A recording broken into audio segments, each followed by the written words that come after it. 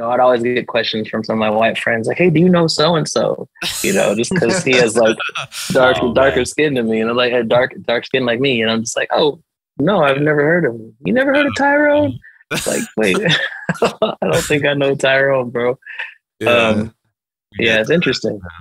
That happens with us too, except we actually know these people.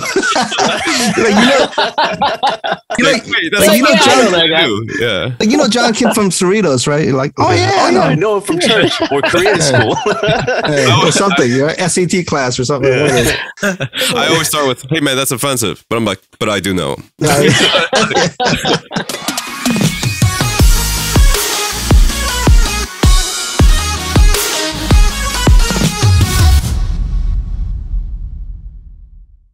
Hello and welcome to Talkback On podcast, where we dive into stories from other side of the studio glass for professionals in K-pop. This is the first and only place where award-winning creators share their experience and knowledge in songwriting, production, and even publishing. We have so many exciting news coming up, so please make sure you follow at Talkback On and subscribe to Kairos Music Group YouTube channel. Be sure to hit that bell icon to receive notifications and join our Discord with the links below. We have some amazing guests today. Before we introduce our main guest, we'll start with Circuit Board. This week, we have the superstar engineer and producer Ken Lewis showing us some of his tips and tricks. We will be also giving away his incredible plugin Greenhouse effects from Mixing Night Audio. So keep an eye out for that on our Discord, Instagram, and YouTube. See you guys back here soon. Hey, this is Ken Lewis with Mixing Night Audio. You are watching Talkback On. Let's kick off the circuit board segment tonight with my plugin Greenhouse. If you thought you knew stereo spreading, you don't know Haas. Come on. All right, big shout outs to Jay Chong, Kairos, and KO. What's good, brother? Also, big shout outs to my partner Dom Ravinius out in Germany and my beautiful wife Lori Lewis, also my partner in Mixing Night Audio. We are a small shop, but we get shit done. So here's Greenhouse. It's a saturator, it's a stereo spreader, it's got modulators, and it's got filters. But really what this thing is just a total vibe box. If your shit is too vanilla, just dump some Greenhouse on it, and it's going to get vibed up real quick. Let me prove it for you.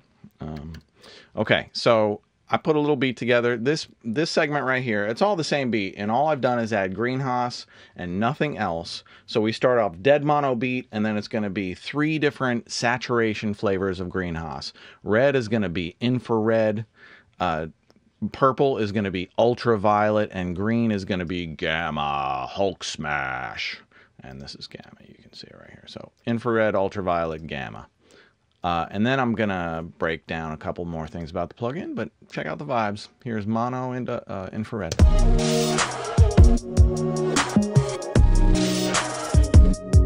Infrared. Only adding Greenhouse, I swear. Nice filters. Ooh. Hulk smash.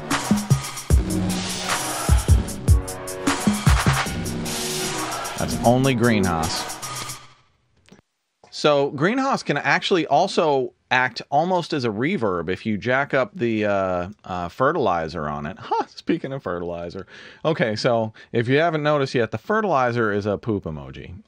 We kind of made that ourselves. But the fertilizer is feedback. So the more fertilizer you add, the more you can get feedback into like phasing and flanging, and depending on where the dry wet is, you can get slapback delays out of this thing.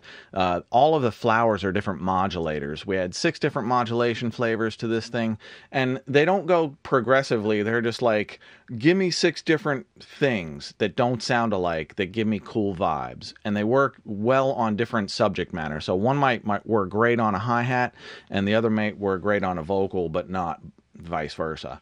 And then, saturation, we have infrared, ultraviolet, gamma. Infrared is more like nice even saturation. Ultraviolet's that deep, nice, dark, warm, rich saturation. And gamma is that Hulk smash into distortion. Len the Plant Monster, keeping down the saturation levels. We got filters into and out of the saturators and filters out of the delays. You gotta have a watering can. Every plugin has a watering can, right? Well, ours does. I think the watering can is one of the most powerful things on this whole plugin. Here, let me just loop this hi-hat, and you can hear exactly what I'm talking about.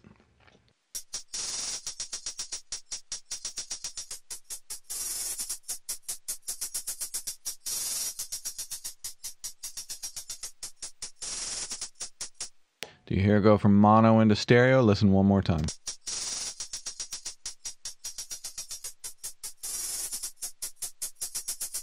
You know, you can automate those effects as well, but let's see if we can get a steeper flange on this hi-hat.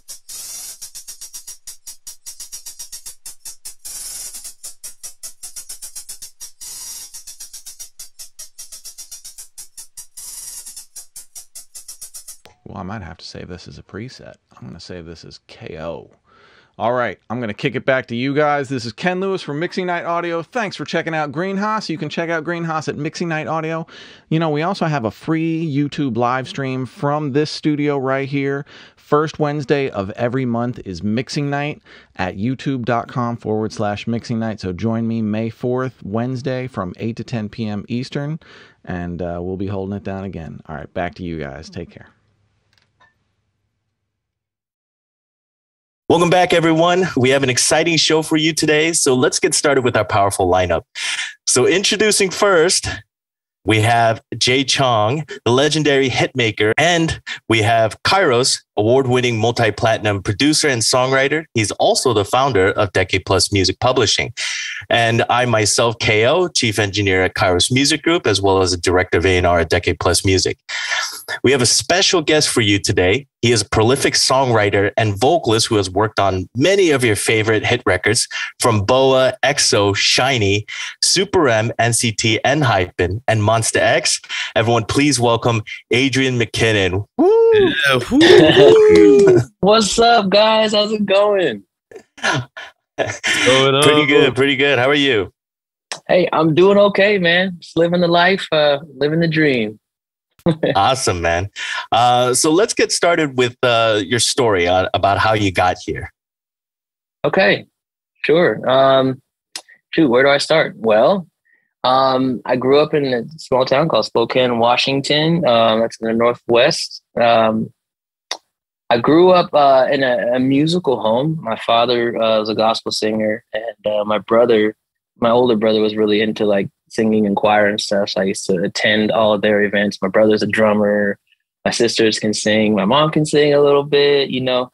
And so we just kind of grew up together, just being crazy musicians. And then one day my dad had bought me a workstation, the Korg Triton. It was 88 key situation. And this was before I knew anything about recording software on computers. We didn't have the money to afford a decent computer to run anything anyway.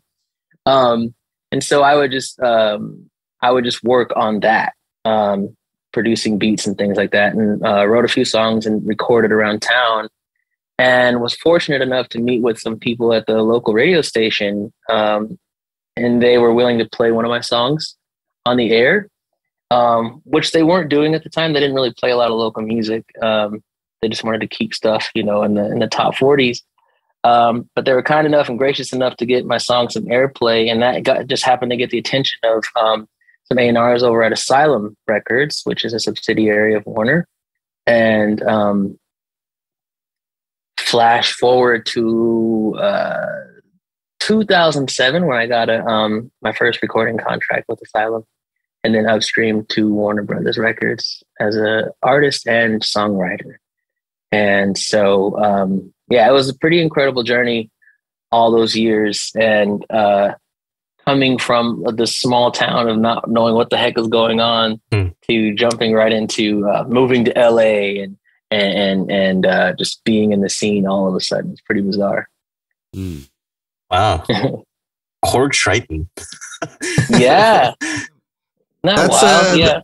That's the deluxe workstation, man. Well, that's the thing is we didn't have money for computers, like I was saying. And so my dad was like, he believed in me enough to get a loan and get me a workstation, right? And for me, like, that's one of those things that'll always be like It always threw me off because I knew my dad would. Those things were like $4,000 at the time. I don't know how much they are now. But I was like, "How are you gonna? You're really gonna put that money down?" And he was like, "Yeah, man, I believe in what you're doing. Sounds like you're really serious about it. So we'll see what happens." And so that was one of the really big spark points for it, because I wouldn't have been able to make some of the music I was able to do. I wouldn't have been able to do anything back then without that. Because I didn't really have any networking skills. I was a pretty introverted individual at the time, which is wild because I was able to go on stage and perform at shows. But I didn't really have like those networking skills, nor did I know anybody that did music I was interested in. So I had to figure it out myself anyway. But yeah, that was the first leg of the journey. I think it was around 2012. I had said, so I signed as an artist, but I got dropped from my artist deal because there was a whole lot of question marks and weird things going on. They wanted me to do this kind of music, and I didn't want to do that kind of music. And I was like, why would you sign me if you want me to do this when you know that I do that, you know? So a whole lot of that artist label relations. So I ended up getting dropped, but I also had my publishing deal, which I didn't touch up until that point. I didn't really know much about publishing, to be honest. I just wanted to make music. And my A&R over at Warner Chappell at the time, he really believed in my work too. And his name is Victor Portillo. And he ended up going to Korea in 2014 to do a camp. I wasn't there, but he happened to have one of my demos, and he played it for SM Entertainment. And they basically loved the song. Something that was like a 7-year-old song at the time, but they really liked it. And Victor had called me. My wife and I were on the verge of like, okay, LA's too expensive. This music thing doesn't seem to be working out. Maybe we should just move back to Spokane and, regroup. And I got a call like that same month we were talking about it. And he was like, I think I got you your first decent cut, bro. And it was with EXO. Wow. It was a December, it was called A Winter's Tale December 2014. It's an interesting title, but it was one of their Christmas cuts. And it was like the only single as part of their anthology, and the only new single.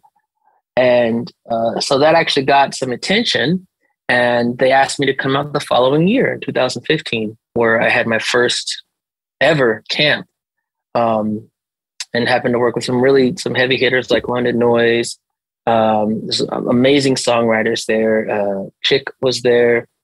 A lot of amazing people. Oh gosh, Taylor Parks was there too. So it was a really wild camp. I was around some really heavy hitters and was really inspired by so many incredible writers and producers, and managed to get a couple of singles out of that camp. So, and then it just been snowballing from there. So quite miraculous when I think back on it. Ever grateful.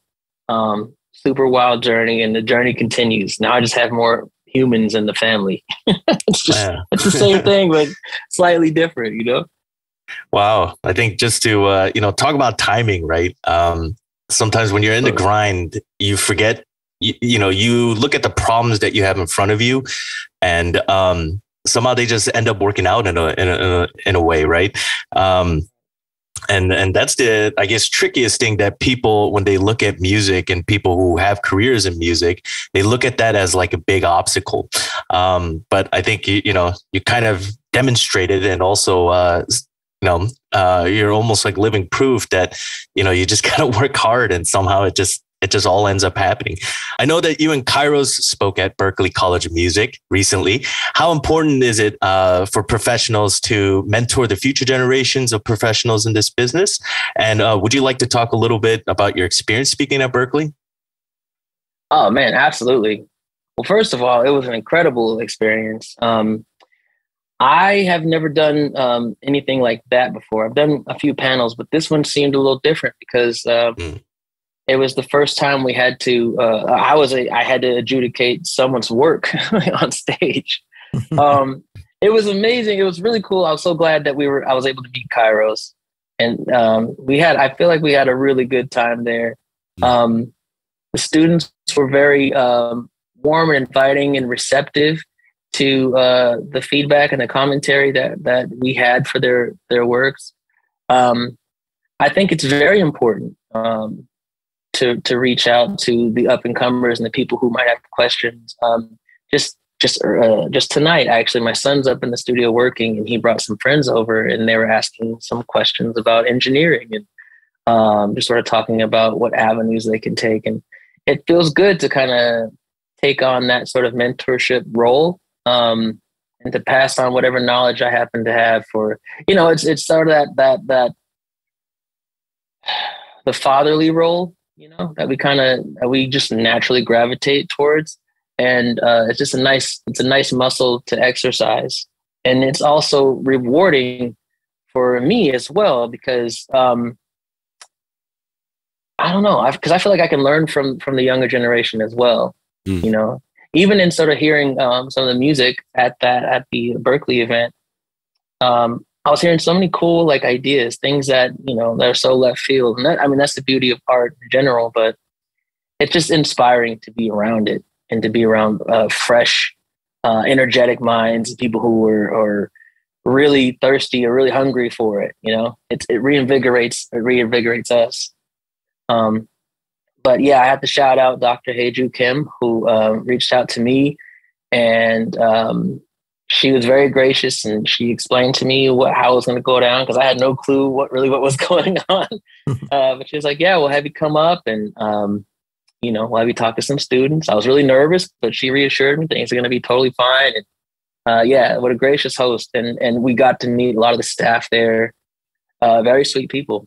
And I do hope to go back again, because I just loved it. I love this whole idea of reaching out and speaking to students. It was a good energy. I really liked it. It was inspirational, and that's something that reminds me, just like how we forget that the process is something that we have to really enjoy, because once it ends, it's over. So yeah. It was quite an experience, and Dr. Haeju was just incredible. She was an incredible host, and she really took care of us out there. So yeah, I also feel like I got to know you in a very short period of time. We became like best buds in a small time frame. Just because we had to be around each other a whole lot. But yeah, it was awesome. Kind words. Thank you very, very much, man. Being responsible for some of the biggest records in K-pop, what are your thoughts on where K-pop is moving today? This is always a big question. I don't know why it feels like such a heavy question, but the truth is, I don't know. I honestly don't know. I feel like I'm detecting certain patterns, as we probably all do. And then another single will come out, and it's kind of like, oh, okay, that's an interesting take. I feel like there's no I think originally I used to think of it as some sort of overall overarching direction. This is what it's going to be next. And sure, there's probably some truth to that. But at the same time, I feel like there are still these exploratory tendrils of where other labels or even creators want to go. But having said all that, I have noticed, personally, I noticed a little bit more of a simplification of sort of the K-pop chord progression, and not in any sort of negative way. Although I think what really drew me toward K-pop originally was the amount of variety and color in the songs. I feel like they're still able to execute that in their own way, but also there's a gravitation towards a more simpler format in the song. I feel like there's a westernized approach, maybe, if you want to call it that. Definitely on just sort of a production tonal approach. And there's always been sort of a reflection of what's going on and its own twist on it. But I feel like where K-pop is modern K-pop and then modern Western music, I feel like they're closer now than they've ever been. Because I personally, it's 4 or 5 years ago, K-pop to me didn't feel much I'd say even further back, about 4 or 5 years ago, would feel there was a big dynamic between what was happening here and what was happening over there. But now it feels like they're getting, there's difference. There's still a little difference, but I feel like this is the closest it's ever been, at least for me. Wow. One thing a lot of people try to do is they look at what they have done in the past and try to project it for the future. But, you know, as we know, sometimes these things kind of shift. And it's interesting that you say that because, you know, that it's a lot closer to Western music nowadays, too, because there's a lot of influence there. And to see where it's growing or going to today is a very interesting process.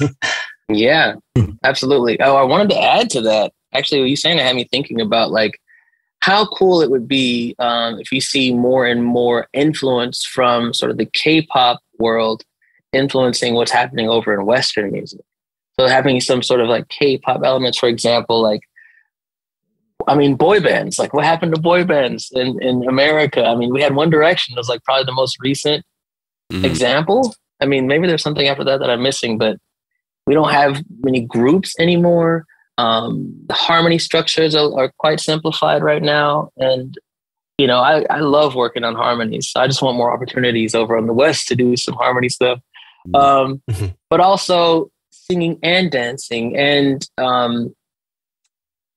really just sort of bringing back the sort of all around total package performer, you know, genuine idol level artistry. You know, I'd love to see that. I mean, yes, there are amazing artists, you know, in the West. Absolutely. I don't want to take anything from them, but there's so many cool, flashy elements to K-pop that would be really cool to have also in the other markets. So I'm looking forward to some influence, some sort of like a symbiotic influence. Seems like we had some of that in the early 2000s in the States, right? You know, me and my wife's like the biggest Britney Spears fan. Oh yeah. So we were listening to, you know, her Circus album, and like then I was thinking like, man, this album could possibly be the last mega dance artist album. Like, you know, like Janet Jackson, Rhythm Nation was the definitive dance record of the 80s, you know, and even throughout the 90s, right? Oh yeah. And like, you know, Britney Spears, the Circus album was like just an album full of like super producers, just, you know, just light shows and just, you know, fireworks, right? And then I was thinking like, man, we haven't had an artist like that in ages. You know, we may see like, you know, J-Lo or somebody like that perform at the halftime show, but on a regular basis, you know, putting up those kind of performances hasn't happened in a while. Right. And like you're saying, even like a girl group, I mean, like the recent ones, you know, like Fifth Harmony, or, you know, there's been a few, but it's not like when Destiny's Child was out, or, you know, there's like some really prominent A-list acts like that. Right. With and on the flip side, in Korea, I feel like Korea is sort of lacking like superstar individuals. You know, and it's more of an ensemble. Like there's like 15, 20 member groups. And there's, I mean, of course, there's like people like BoA or people like that. It's been doing that for a while, but I feel like in the bigger scope of things, you know, Korea, it's like the opposite. Like, I think right now IU is probably one of the most successful solo artists. And even then she's more like a folk kind of pop artist like that. And we haven't really had a solo like artists who could like bring it like by themselves on stage, right? So it's like the US is sort of, I don't know, Korea. I guess, I mean, I hope there's more similarities in the future where we actually have both on both sides, right? For sure. Yeah. And there's something, I mean, it's nice to sort of have the variety too, of course. But you know, we all influence each other in one way or another. And it would be cool to see some of the things that you love about K-pop influencing the West and vice versa. Yeah, I'm looking forward to the future of what the heck K-pop's going to be. But I honestly don't know where it's going to go. I just like to work on something. Like if I love something, I want to work on it. And I try to keep it like at that. I try to keep it there because that's the only way I can stay sane. I like, you know, it trips me up every time when someone's like, hey man, like, you know, what's the secret of writing the K-pop song, you know, or a good K-pop song? I mean, you just, I always tell them, you just got to focus on writing a good song first, you know, and I think we focus so much on genres and so much, we're actually limiting ourselves, before we actually face those challenges up ahead. And many times, we just have to look at it for what it is, which is music, and where we get to actually, work on our craft and get better at it. And I love the way you approach it because, you don't have to overthink everything. You just see it and you see it as art and it's your expression of that. Mm-hmm. And I'd add to that just comfortability as well. I remember like my early years working in LA, I was with these amazing producers, just all kinds of like skilled professionals I was around. But at the time I was so green. And so like, I didn't know what the heck was going on. I didn't even know how to like provide input, in sessions. And it was really strange. And so I had to figure out at some point, okay, how do I get comfortable? And a lot of times, and you probably had these experiences too, is where you sit down and have a conversation with somebody before you even touch the computer. Sit down and just to shoot the breeze, break a little ice, maybe have a drink if you're into that sort of thing, puff up maybe, and then you just move into this sort of gradual and easy vibe, like where you feel like you're at home. Right. That place you normally are. Like when I'm in the shower, that's like that's where all the ideas come, or, when I'm waking up from sleep. If I can get as close to that state as possible, wherever I am, that's the goal. And hopefully the track and the vibe will get you there. Yeah. Mm-hmm. Well said. What was your first impression of Korea? Like when you first started working for artists out there, when you initially got the call, I'm sure like that was like your first contact with Korea, right? So like, what was that like? Yeah, that was my first, when I got a call from the A&R, that was my first experience. I had to brush up on a lot of stuff. I didn't know much about the Korean culture. Sad to say, I didn't know much about really anything. I didn't know much about K-pop either. And so I tried my best to brush up, and I was super excited, first of all. And, when they cover your airfare, and these are all like new things that's happening. Like, oh gosh, they're buying my ticket. How much is that ticket? You look at it, oh my God, they're spending that much on me to fly somewhere. And so, you go out there and everything looks like it's from the future. You go in the airport. Was it Itaewon? No, Incheon. Incheon, city. yes. Incheon, yeah. Yeah, the Incheon airport. And I'm just like, oh my gosh, this is beautiful. I'm seeing like these parades of like the history of Korea. And I'm just like, oh, this is amazing. Everything's so clean and pristine. And then you take that long bus ride. What year was this?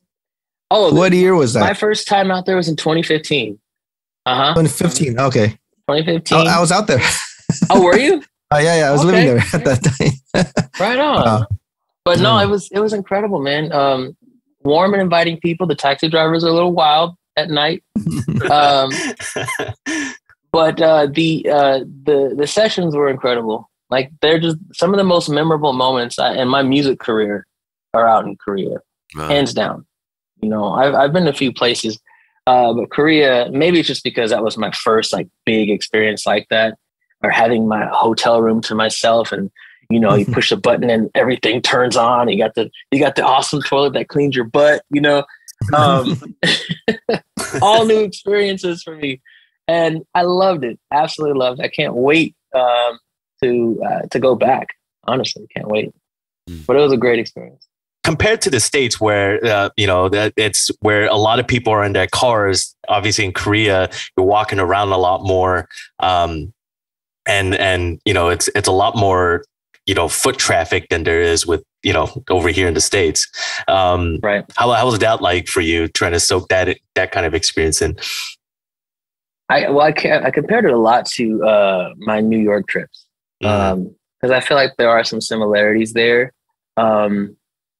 It makes me actually think about sort of, I was like my first few days out there, it's like similarities and the differences between the cultures. It wasn't too much of a shock to me. I loved that because I thought, being a person of color, it was going to be like sort of that shock where people were just kind of staring at you when you walk down the street. But I don't think I got any of that at all, or nothing that I noticed anyway. Or maybe they're just really good at like not being seen staring at you. But I honestly didn't feel any sort of strange energy like that. It was just everybody was busy. They were doing their own thing, and they had to get from point A to point B. And there's a smile, and there was a light bow, and I really enjoyed. I remember some of my awesome experiences actually took place in those 24-hour, like the Quickie Marts. I forget the name. Is it G25 or something? Yeah. G25, and you go in there, and I remember by the hotels, one of the most animated people I've ever met was just like, "Hey, how you doing? I'm like, America," you know. And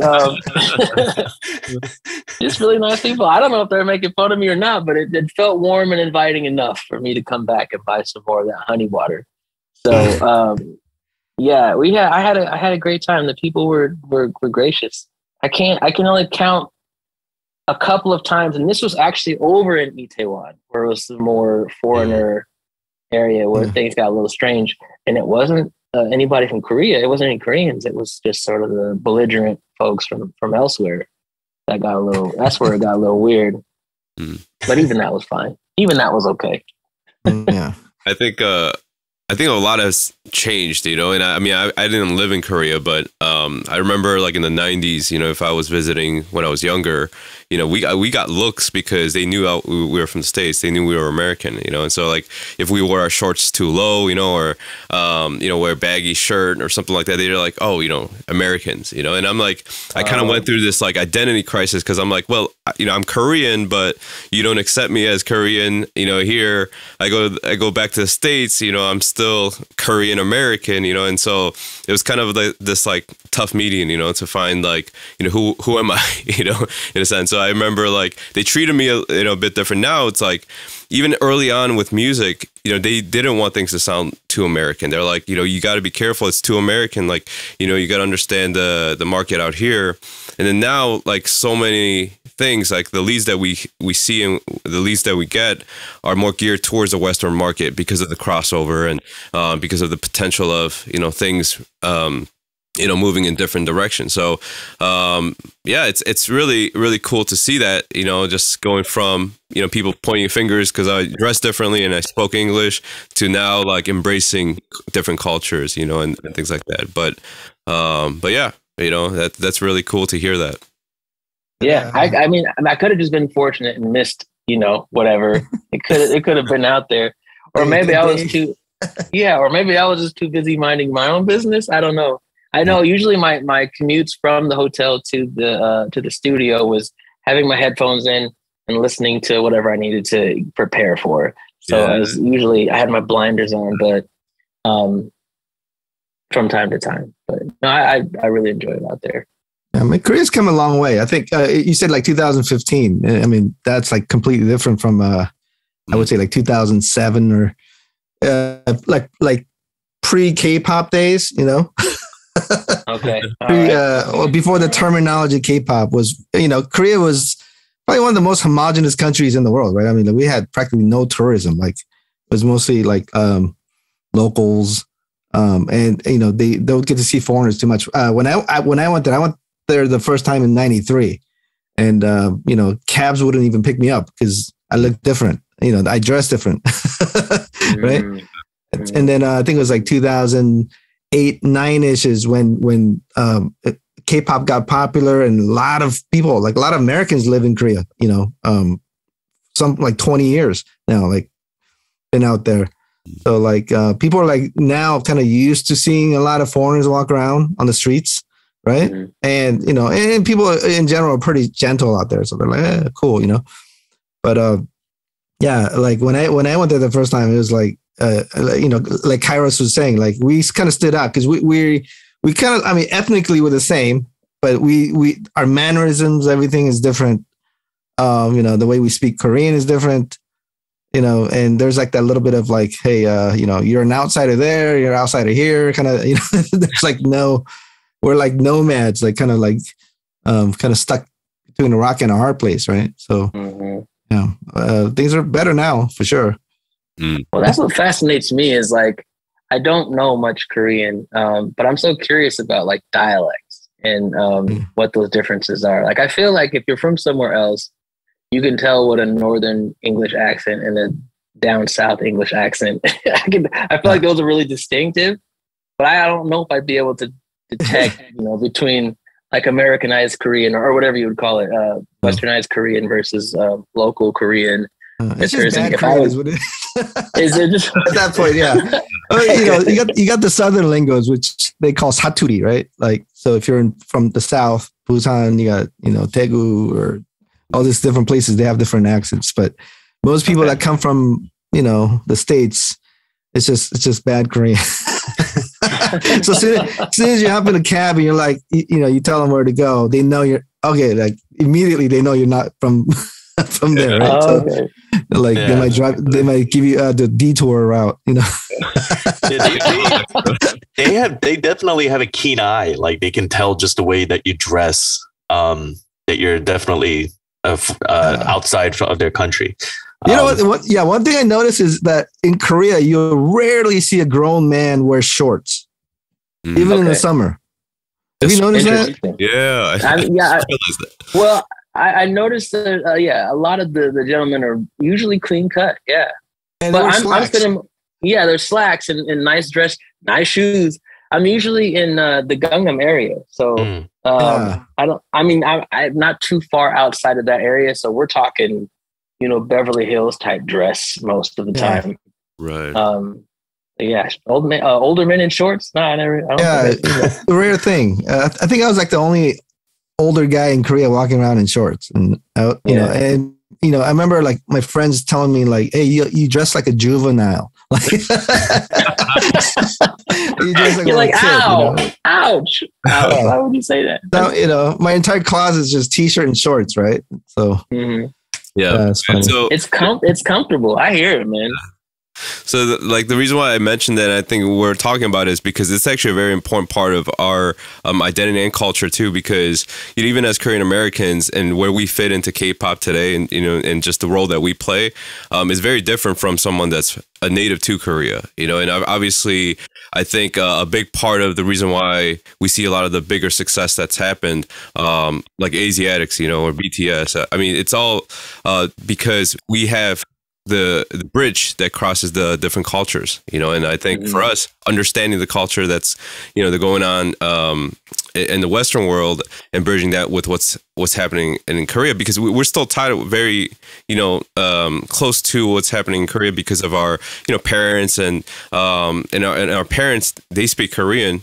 In that generation. So we have to know Korean too. So it's like, there's a lot of these different things that helps us be who we are. But I think when people kind of categorize us, all of us in kind of the same, they're Korean, so they should be able to, no, it's like, we have, prejudice, we have setbacks, we have walls, we have connections, we have brotherhood. Like, it's all different, and that is something that's, I think people don't generally talk about, because I think they want to kind of keep it like all under the umbrella of K-pop, but yeah, Korean Americans, I think that's like a whole separate like group for sure. That's interesting. Yeah, and there's all kinds of otherisms that just kind of go throughout all communities too. And it is strange that, we all just kind of assume that one race of person, the entire race, they're all like sort of in the same group. And like, that's clearly not the case at all. And I remember, because I grew up in a small town that was not very predominantly Black. And, I'd always get questions from some of my white friends like, hey, do you know so-and-so? Just because he has like darker skin than me. And I'm like, a dark skin like me. And I'm just like, oh, no, I've never heard of him. You never heard of Tyrone? It's like, wait, I don't think I know Tyrone, bro. Yeah, it's interesting. That happens with us too, except we actually know these people.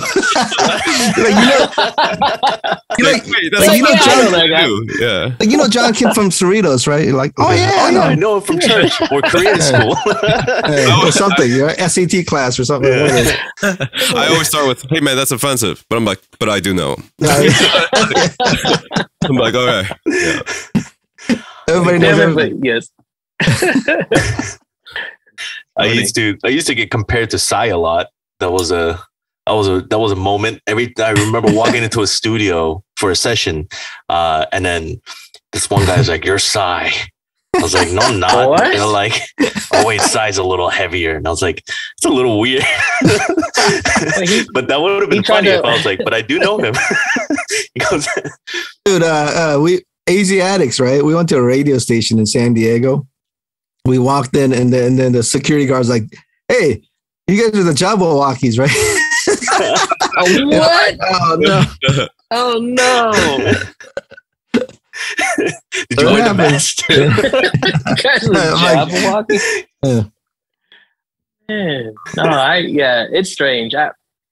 Culture, that's the thing I love about music, is it usually crosses the boundaries of culture. Like what you were saying, Kairos, about how these younger K-pop stars, or just the labels in general, they want that Western energy. And so the fact that you guys come from that energy, you're able to, that's a really big boost for you, for all of us, really. Well, I think and I'm not trying to pat ourselves on the back, because for me, like, I pay homage to like groups like Solid, Sateji, more than Sateji, I would say, like, Solid, and like, there's One Time, I guess, there's like people that's brought culture into Korea. And so Jay was in a group called Solid, and Solid was one of the biggest groups in Korea. And this is like before it was called K-pop, as Jay was saying before. And I always say that, they brought R&B to Korea. So I think it's so important to like kind of look back to that and seeing that, you can't have someone native teach. It's like, someone in Korea trying to teach blues. I gave that example at Berkeley. It's like, if you don't study it and understand it from the culture out here, then how would you really understand it from a distance? And rather than replicating that, it's to some degree, like, it's important to really understand that. So Jay, coming from the States, can bring real the Western flavor and sounds and really the movement of what's happening here into Korea. And I think because that happened, you have K-pop wanting, more of the Western sound and really looking for legit, like, real, authentic sounds from Western, world. And so many times and this is like a whole nother discussion, but sometimes, they might not want to work with people that look like me, or Jay or Hoban, because they're looking for something so authentic that it has to come from someone that's looks like, someone from the Western world, and that's another kind of a hurdle that we face. And of course, there are the advantages too. But, these layers are very interesting because I think for Korean Americans and Korean creators, we had to advocate, talent. We had to push out talent and really help each other out too, because I feel like we're so focused on serving the labels and helping the labels get the sounds. We don't actually put the spotlight back to the people that really made things happen, and it's not just Korean Americans. I feel like there's a lot of different groups that bridge the gap in culture. But I feel like that's in a lot of different communities that maybe don't really talk about it as much, but, we talk about it here because I think it's so important for everyone to really see that transparency. And a lot of times when we have these discussions in music and K-pop, we dismiss this whole area where it's so important, especially the role of Korean Americans playing in K-pop. Yeah, absolutely. And I think that's really important to point out. I've had many awesome experiences with a lot of Korean American writers, and actually there's some Korean American artists out of Canada I had a really good time working with as well. In your heart, you wish that it was just let the music speak for itself. Right. And I think at the end of the day, it can get to that, but all these hurdles of, okay, where are they from? Or even like, what have they done? For the new up and comers, like, I don't know. I've said this before. I don't know if I could do the job of an A&R because there's so many, they're being pulled in multiple directions too. A lot of the time. They have this, they're excited about a particular song, but they're too afraid to hedge their bets on it because maybe it's a little too out there. And if they selected and it turns out to be a flop, they get kicked. You know what I mean? Like there's so many, they can't do anything direct.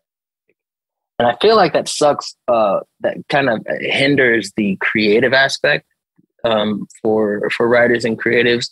And, you know, there's all these leads and stuff that we got to follow and things. In all honesty, whenever I get a lead, I don't open it in the emails because I can't. Like I've done it so many times to where they'll reference something and then that's all I can think about. Right. And so then there's like this sort of weird, like, oh my gosh, is it sounding too much like that song? Are we gonna get like dinged for something? And so it's so much easier for me. Like, okay, I know the artist you're talking about. I'm not gonna reference the song, or don't even tell me who you want it to sound like. Just send me the track, and I'll get an idea, and I can do something as original as possible. Right. But yeah, there's so many challenges. Politics and just sort of like the funneling of music has always been my biggest adversary in the industry. Yeah. I think I even once thought about like changing my name to like Bjorn Anderson or something like something Scandinavian, and then sending it in, and they're gonna be like, "Oh, this is fire," right? And then they find out it's me. I'm like, "Hello." They fly you out the next year. You're like, what's up? Where's the Swedish guy? Where'd he go? It's me. Looking at him. Yeah, I'm Bjorn. That's good. Yeah. Yeah, it's true. I mean, I'm not going to get too deep into it, but I remember early on in my career, we were in like a camp, and we look at the lineup and we see how they divided the group, you know, and we definitely felt like, you know, all the Korean Americans or the, you know, like we were like kind of in the losers table. You know, like we felt like that, and then everyone else is kind of in these different groups. And we had to get like A&Rs involved and be like, all right, we gotta, you know, this is so obvious, you know, so things like that, you know, and like and just experiencing that early on, it's not a good feeling, you know, and a lot of times, like, you know, we don't talk about it and we just go, yeah, sure. And it's not just us, it's also on the other end too. Like, you know, being Korean, being American, without knowing the Korean culture, there's definitely a disadvantage there too, you know, and then, and obviously that's something I talk about through publishing and just how we need more transparency and accountability. But yeah, there's just so many ways that we can be better, you know, and I think through the show, we talked about it even just on our last call. We should just talk about things to just help. Well, first of all, confront it, bring it up, you know, and see if there's ways that we can fix it, because everyone's so hush hush, you know. Yeah, there's a lot of touchy things, you know, people don't talk about on platforms like this. And I think last week, you know, when we had that conversation, we're like, hey, let's just talk about stuff that are like, you know, very factually out there, right? Like, you know, like you're saying, like, you know, in the writing camps, you know, or they would hire Korean Americans to basically police the U.S. writers when they come in, right? Basically to make sure they don't go to the complete left field with the song, right? Or keep it within the range of, I don't know, Korean taste or whatever. And then, you know, so a lot of times writers, like a lot of prominent writers from LA, like some of them I know went out there. Like some of them are like legends. Like I don't want to mention their names, but they're like, you know, household names out here. And they go out there and they're like, hey, who's this kid that's sitting in the studio with me like the whole time and telling me how to write my song? Like what the hell's going on here, right? So, you know, there's different, you know, things that people deal with. And, you know, the whole K-pop going west is, you know, it's a relatively new thing. It's an uncharted, it was uncharted territory. Now it's kind of being done on a bigger scale, but, you know, people over there are still trying to figure it out. And, you know, my theory on the whole K-pop thing was, you know, it's kind of like, do you remember, you know, the clothing brand Bathing Ape, right? So yeah. Bathing Ape is supposed to be basically such a wrong interpretation of hip hop culture that it became a thing. You know, like they missed the mark so badly that it became a popular clothing brand in the hip hop community out here, right?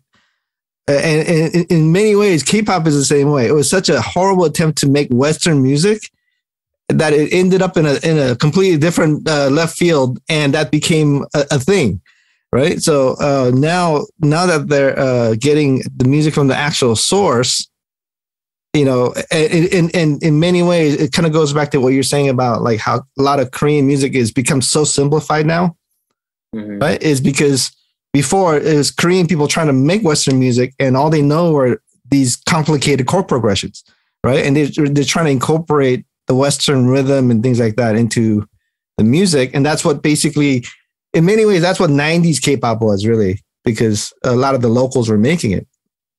And then now that it's become so globalized, and they're getting tracks and songs from the original source, now they're actually getting like songs that are like just 2-3 chords, right? And then whereas in the 90s they might go, oh my God, this is like too simple, or this is not going to work. Now that stuff actually works because, you know, K-pop has evolved as well, like to go more Western, right? To some degree. Right. So like you're saying, like we're kind of like meeting in, there's a lot more similarities now with K-pop and the Western music than ever, because, you know, I think you're like, you're definitely right when you say like, you know, your first attraction to K-pop was that there was such like musicality of it, right? Like there's chords and harmonies and things like that. And then what happened to all that, right? And I think a lot of us feel the same way with the music, where now it's more about the, you know, branding of the artist.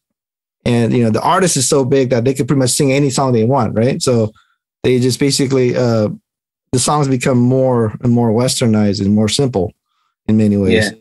Yeah. I noticed a lot of the notes I would get from whenever I submit a demo would be catchy. The term catchy pops up a lot of times in emails. Like, could go for like that. Something could we go a little more catchy on the second half of the hook, maybe. We get like something chanty, something catchy. It's like, okay, cool, I got you. And but I do wonder, like, I think this is where I'm starting to question, like, okay, how do we keep it K-pop? What are we defining as K-pop as we integrate into this more Westernized sound from the source, as you call it? And so a lot of times I'm usually challenged when I'm in the booth. I try not to overthink it, but I do. It's just the way my head works. I'm a little bit obsessive when it comes to like feeling like this is the perfect idea.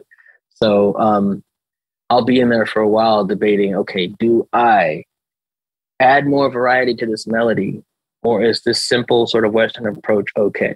Because we're in this transitionary phase to where, yes, I understand what a Western melody would do here, but are they going to ask me to spice it up a little bit from the top line?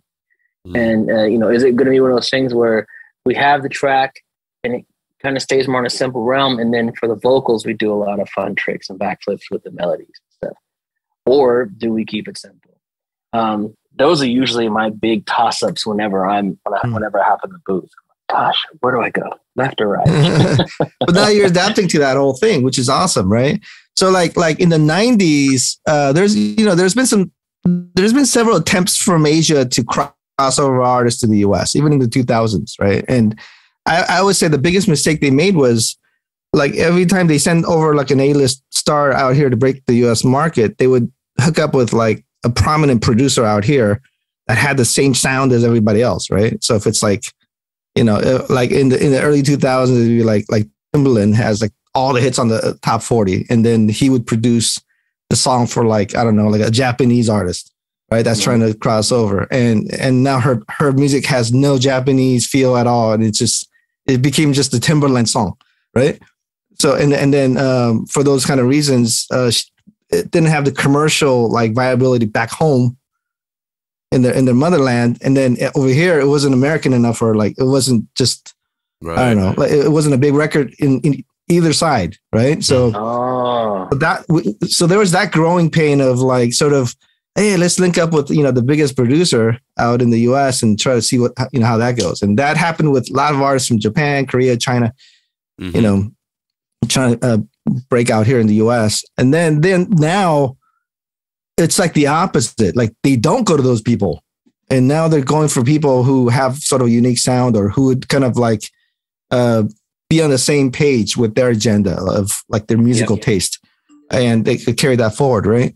Whereas before, you know, like what I really loved about like the Latin music movement was that, you know, like Ricky Martin, like Vida Loca was like, it was Latin, and you know, they brought their own production and their sound, and, you know, it was very refreshing and things like that. They didn't have like, you know, Ricky Martin produced by Timbaland, you know, like, you know, right. You know, doing the same thing everybody else is doing, like trying to be all urban and things like that. And I think that's what kind of killed the whole attempt during those days, right? Now, like, there's a lot of like individual writers in these writing camps and things like that are putting out, like, that are sort of catering to the bigger mission of kind of like furthering the genre itself, right? Yeah. And you're definitely like in the forefront of that. So, yeah. Oh man, well, I'm glad to be in that space, because I think that brings about more collaboration, integration, instead of just being like, here's a Western beat, do something to it. Yeah. You know, that's not how making music is, especially when you're, you know, between different parties of individuals. Like, you should sit down. Timberland should have to sit down and go, okay, so how does K-pop usually go? All right, well, let me go in and tweak some things on my track, because I'm pretty sure that song that ended up in Purgatory could have gotten a lot further if there was some sort of a collaborative aspect to it. Now, you know, I don't know, I wasn't there, but it sounds to me like it was, here, make this happen. Okay, cool. You know, 100%. And it's a very, if you think about it, it's a very kind of a major record label type of doing things, right? Like, let's like link up these two big names and see what happens, you know? So right now the big thing is to, you know, or for a while, it's been the big thing to like link up artists with DJs and do collabs, right? And do drops of, you know, these songs, and some of them like just don't connect at all. Like, you know, and it's you know, it's like the A&Rs right now are like just squeezing their head to try to figure out how to cross over things out here to the US and make it, you know, appeal to the masses. So yeah, it's a huge challenge. And I want to just add to that too. Like, I feel like the advantage that we have now is that, you know, like, and I'm not trying to shill like our publishing, but, you know, when you have like Decade Plus Music, you can also bridge that gap with expectations that they have and what we might have, you know, as Western songwriters and producers. And now we're really closing that gap, because, you know, we can have conversations understanding the language. We can speak in that language. We can also talk about, you know, what we can bring to the table from the Western writers, and also, you know, what they can bring to us in terms of publishing, you know. And so there's a lot of things that I think have gotten better for sure. But this path was not an easy path by any means, you know. And, it's something that I feel like before we see others going out there and, you know, quote unquote teaching about what K-pop is and what, you know, like it's so new. It's just like what Jay was saying, like we're still like in the cusp of like breaking through many barriers. And when I think about like challenges, I think about like the stories that I've heard from Jay, because, you know, he's walked into meetings where the doors went pump, like right in your face, you know, like just before even, I'm sure before you even spoke about, you know, what the meeting was about, you know, and I feel like that is something so important for us to know, because like we're talking about, we're responsible for where this goes, you know, and I feel like Adrian, like you're in the front of that, you know, and it's just it's not about being K-pop or about, you know, Western music. Now we're like creating our own music that's going out there and that's going to inspire and entertain, you know, worldwide, you know. Absolutely, and honestly, like that for me, that's the space I really enjoy being in, being able to create something that doesn't really have too much expectation, right? And just sort of having that ability to sort of dig into the corners or into those areas that haven't really been tapped into, or, you know, maybe not much at all, and to be able to bring that up to the forefront. I was just working on something today where I was doing this weird little doo-wop backing vocal thing, and it's like I couldn't imagine someone requesting that I do that, you know, in the other market. So. Right. And who knows, it might work, it might not work, but I feel like I have the freedom to try it. Yeah. And the potential for it to actually go is greater, I would say. And I think with the development of publishing, like Kairos was saying, now that K-pop could generate publishing for writers, and for artists as well, like that changes the whole landscape. Like, so like before, it would be like if I talk to a US artist to do a collab with an Asian artist, when they realize there's no real publishing or whatever, like they might charge their homies like $20,000 to do a collab. Now they want $1 million, right? And it was just kind of like I went through that whole phase of, K-pop went through a whole different phase of like trying everything they can to do what they can here right now, right? What they're doing now. And, and there was a time when we tried to do those collabs with like prominent artists in the US, and like people were charging like 10 times the going rate, for Asian artists. And it was very like, there's a lot of discrepancies in terms of, just the pricing and, and the whole excuse was there's no publishing really. Right. And then now that there is publishing, they could hire Americans or, Europeans to come out there and actually work and do collabs. Whereas before it was just like, it was a straight buyout and, there's no set price. And, I think at the time, like the Korean music industry really had no grasp of how much things cost in the US. They just assume because the market's like, like much bigger, everything's just going to be way more expensive. Right.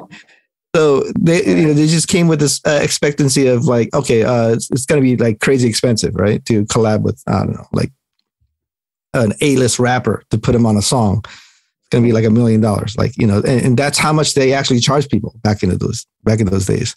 And it's sad. I mean, and there's artists where, they charge like $250,000 for a track. And then I talk to their managers, like, they're like $250,000. Like he only charges $20,000 a track for every client. What are you talking about? I'm like, oh my God, right. So there's been, there's like Kairos was saying, there's like a growing pain that K-pop went through. I think all the way up to probably about like 2012. Right. And it really started to peak out at like 2013, 14. So like, when you said you went out to Korea in 2015, like the field was already kind of laid out by then. Okay. I just missed the wild west. Yeah, there's a wild part, wild east. Yeah. So like, by the time they were able to contact you through an A&R, that means they were already like developed. They had a publisher and they had, they're dealing with the right people. It's not like, like some thug in the back alley, like, hey, I know this guy, I know, this rapper, man, like I can hook you up, and yeah. So there's that time when, Korea, like K-pop went through that, like that growing pain. So China is currently, at least some of the avenues that I have are without publishing, and they're just total buyouts. I didn't realize that Korea was like that at a time. I just had assumed that they had always had some sort of publishing platform. Yeah, publishing is still very new out there. It's not even, I would say it's not even 10 years old, really. Wow. Yeah, so, I mean, China, they got all the major labels out there. Your Universal, Sony, Warner. So, I mean, if as long as you work with them, you get your publishing and things like that.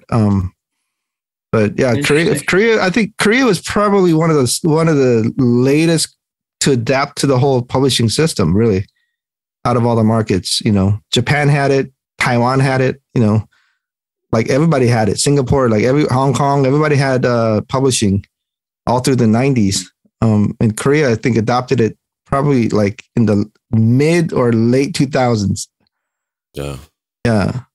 Honestly, like this is like one of the best, I think, conversations we've had, like, because it's just really diving in depth, like to your perspective and just what we can share. And I feel like, man, this is like some inside scoop information, so I really appreciate that. And I really appreciate your time and, and coming out and sharing your knowledge and experience and, for us to discuss all that. So yeah, thank you so much. So, we would love to know more about your setup. What kind of plugins, hardware, or templates that you have for your writing process? Do you have a favorite mic and vocal chain as well? What's funny? I do have a vocal chain, but I try to change it up all the time. Let me start with my DAW is Pro Tools. That's the one I usually I roll through. Just recently picked up Ableton Live, however, and I've had a pretty good blast my last couple of weeks producing on that. Oh my gosh, so intuitive. No more Triton. No more Triton. No, actually, I have an M3 in commemoration to my father. I have that sitting there right next to the booth. I record in a booth. That was actually one of my first major purchases with my first advance all those years ago. I bought this recording booth because I was so shy and I didn't want anybody to hear what I was working on. So I was like, let me find the most soundproof situation I can come up with. So I still have to this very day. This was purchased in 2006, 2007, I want to say. And I had purchased this booth. I still have it to this day. I have in there, for many years, I've been using a Blueberry microphone from Blue. And it's a really good mic for R&B. You got to be careful. It gets a little hot in the 6K range. And so I got to kind of like tone that down. My voice is a little bit, I don't even know what you'd call it. The timbre is a little bit, so I have to be really careful with that. And yeah, Mogami cables all over the place. I got my Apollo Twin. It's really a portable rig. I used to have a tower many years ago, but now that we're more mobile with work, it's just kind of like MacBook, Apollo Twin, portable microphone, and then most of my stuff is software. I've got a lot of software. So I'm using some of the plugins. I have a Neve plugin with my Universal Audio subscription. And then I have a couple, what I use is the Teletronics LA2A compressor limiter. The nice. LA2A. It's so simple. And I just love the fact that I can pump it just right before I go into my DAW.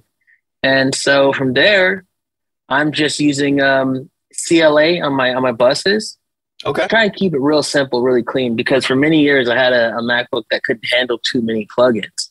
Right. And so I've kind of worked out this template to where it's, okay, I can print this compressor. I'm okay with printing that. But if I'm using any tune, I'll just put that on the track so it doesn't print that way. And then everything else is just, what kind of stuff I'm going to put on that line. So my signal chain's real simple. And since I'm just in demo mode most of the time, I'll go there. But I really try to make my mixes sound as best as possible. Because as much as A&Rs like to tell you, don't worry, just send it as it is. We'll get the general idea. The presentation is really important. It is. I can't believe I've had so many A&Rs trying to tell me like, no, just send it. You don't take too much time with the mix. Just send it up. We get the idea. Like, no. This has to be right. These backing vocals need to be here. The lead needs to be here. Yeah. So, I think that's really important.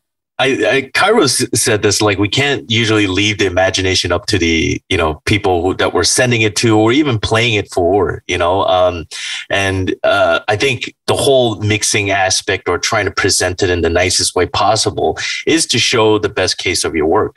And I love what you said about your vocal booth being one of your first purchases, because not many people think about their space often. They think it's always the best microphone, the best preamp, the best compressor, whatever, or the best interface to really level up their quality. But something that I like to focus on is, the sound of the room, how the room feels, and if I can get any creative juices flowing from it. Because at the end of the day, we're here to make music, and the gear is just a tool that we use to obviously help us. But if we're not feeling it in the room, then, that could be a problem, so. Right.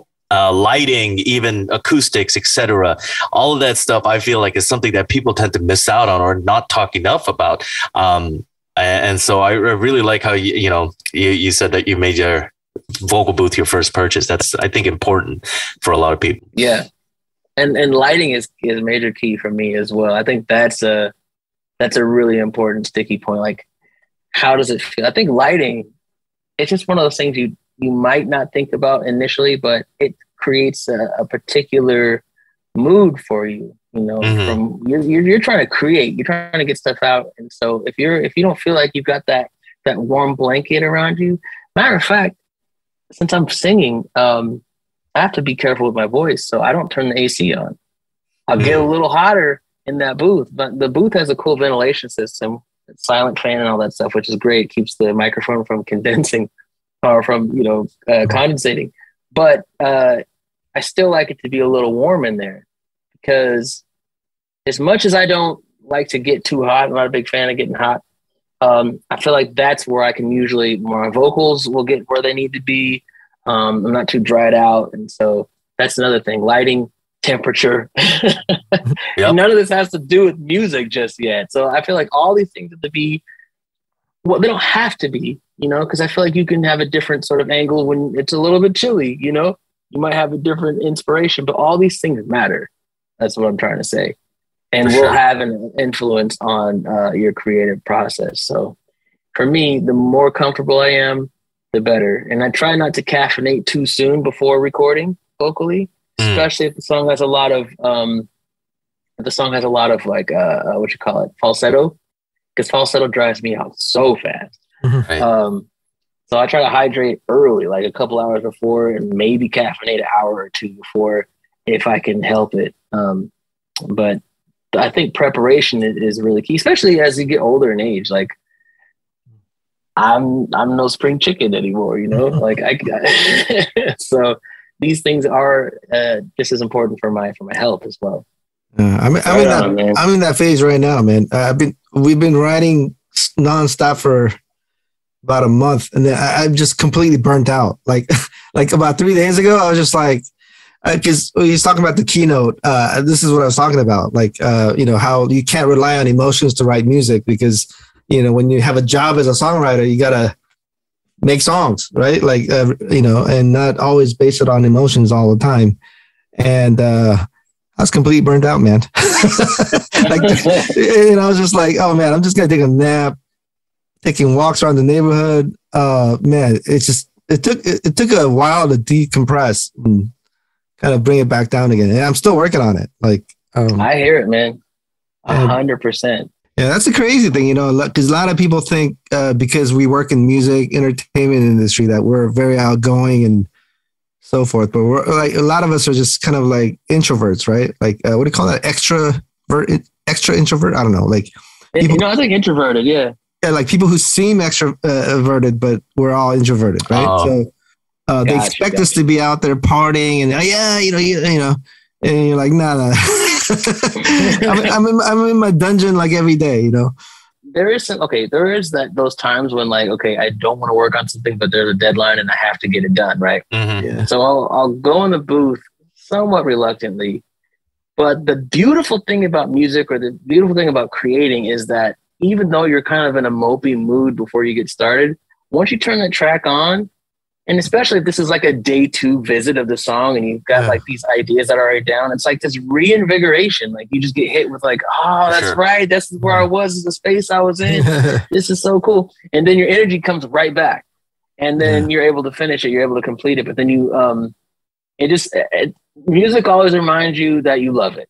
Even though you might be tired of it for a short while, you sit in the booth, even if you don't want to be there, and just like, oh, okay. Yeah, I still love you. Music's the biggest therapy, and that's what we do for a living, right? So, yeah, absolutely. As much as it, sometimes stresses us out, that's like our source of relaxation. And when I have free time, I realize I'm sitting here and playing guitar or something to decompress, and it's still music, right? Yeah. Yeah. Rarely do I go out and do something else. It's always like in my room doing something related to music. Yeah. Very much like a significant other, really. It really is. Like, the more I think about it, it's like, yeah, there's those times when you're with your girl and you're just like, and then all the other times you're just like, dang, yeah, I love that. That's music. That's music. Do you have any advice for the aspiring composers and professionals in this industry? Put it this way. I would say hone your craft.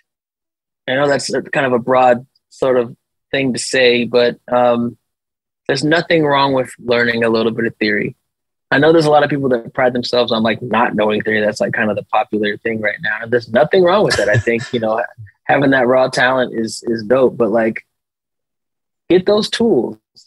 They're going to help. Like it's going to help you out. And I also encourage people to,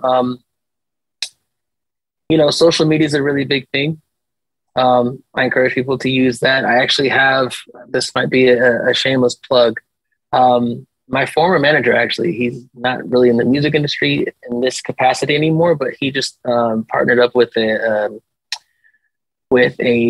Kickstarter team, and they made this platform. It's called Voolm, Vuulm, which is basically like a SoundCloud app, and any aspiring artists can put their music there just like they would a SoundCloud or any other share site. And it's got sort of a unique approach to how to present your music, and that might be something for people to consider, at least take a look at. I do think that collaboration is important. I feel check out this podcast regularly. That's it. I feel like if you guys are having podcasts like this, episodes like this, where you're getting people are getting knowledge, then this is a really huge accelerative place to learn things. And then don't sign any crappy deals. You'll have a lot more negotiation power if you already have a platform for yourself utilizing social media. Use your numbers. If you've got a big following as an up and coming artist, you don't have that deal yet, or maybe you didn't get in front of somebody, just understand your power before you go in and sit down at a table with somebody, because they will try and take advantage of you. And that's not any sort of like personal attack. It's just, we're going to try to maximize the most out of your situation as possible. So just understand your strengths, and always remember, this is probably the biggest thing I want to share, is like, remember why you love it. Remember what you love about it. Because if you want to do this as a career, it's really tough when your passion becomes your career, because there is that sort of like, usually your career, for a lot of people in this world, unfortunately, they don't love it. They do it because they have to. And then they have their passions outside of that, and they'll go boating or whatever. But when it's the same thing, you really got to be careful with not burning yourself out. So just keep in mind what it is that you love about it, and make sure you're in a place to where you can stay within that space.